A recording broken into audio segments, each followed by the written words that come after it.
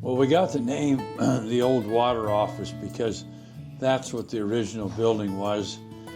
It's probably 100 years old, and now Patterson Water District has moved out to new quarters out of town, and I bought this building approximately 20 years ago and always looked for something to develop here that never really came to fruition until I one day talked to Bob, and we both agreed that it would make a fine restaurant, and I think it will. And the idea is that it is the old water office because the new water office is out of town. The idea was a gift of legacy to Patterson that has been so good to him and his family through the farming.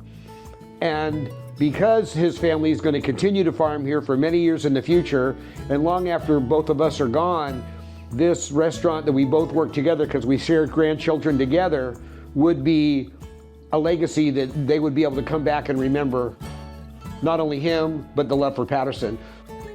So when he said he wanted to do this, and we wanted to keep with the theme of, I guess it would be early colonial Spanish architecture that, I traveled to Seville, Spain, and went to Seville and took a look at their architecture, and that's where I started to see all the ironwork that they would put over their windows. And if you look at those scrades on top of the windows there, the shades, that all came from influence from Spain. So it has like an amalgamated California with the cowboys, but when you go down and look below, a lot of it is emphasized towards Spain. The Spanish dancers, the bulls, all of that is part of the design elements, kind of an eclectic mix. Like all of the trim, for example, on the entire restaurant, we built it. We made almost everything. We didn't buy things from Home Depot or anything like that. So all of the light fixtures were manufactured in our shop. I went out and sourced the old wood. The old wood came from a feedlot in Elko, Nevada. Is where that wood came from. So it's all been very much unique, like the steel work around the windows or the doors and all of that type of stuff. A portion of it was required by earthquake standards for the building of the restaurant, then the other part of it was just to keep the theme going. Why was it important for you guys to source and make things rather than... Well, in my viewpoint, that gets back to the hospitality industry and the restaurant. And the restaurant industry, or my idea of a restaurant, is a slight reward and escape, for people to go to. And the combination of the service, the food, but also the aesthetics and the ambiance to create, bringing you somewhere different.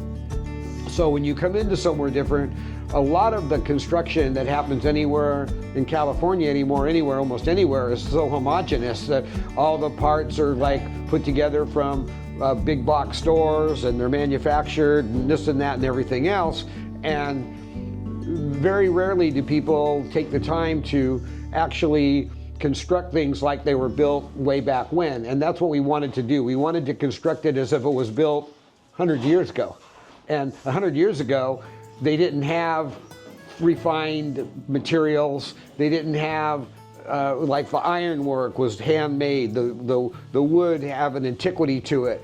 They couldn't go down and buy fixtures at Home Depot. We had to make that stuff. So I have a construction shop in my home, and I have skilled workers. And as we manufacture things like the ironwork, the fixtures, the railing, all of that stuff we basically made as if it was constructed 100 years ago. So every little detail is being worked out right now, and we're starting to get the feel for the lighting and the ambiance inside the restaurant at this point. Mr. Maring, sitting here enjoying. So give us some thoughts, Ed, on what you think, how we are in this process. Well, I'm really happy the way it's coming together. I mean, every day brings on a new challenge, but we seem to come up with it. As time goes on, the answers get better, and I think the whole project is looking great, and I'm really anxious to see that we can get this open in the near future and be able to share it with the public, because I think it's going to be a real asset to the community, and I'm sure the community is going to support it, because there's nowhere else to find a place as nice and as unique as this, and I'm sure the food is just going to be as great as the atmosphere. So we've got a double hit here, and so I think it's going to work out really well. And I just admire Bob's ingenuity every day, the things he comes up with. He and I have our discussions, not differences, just discussions, and we usually come up with a better answer, because what is the old saying? 2 heads are better than one. Ah, Bob. Completely agreed. Yeah.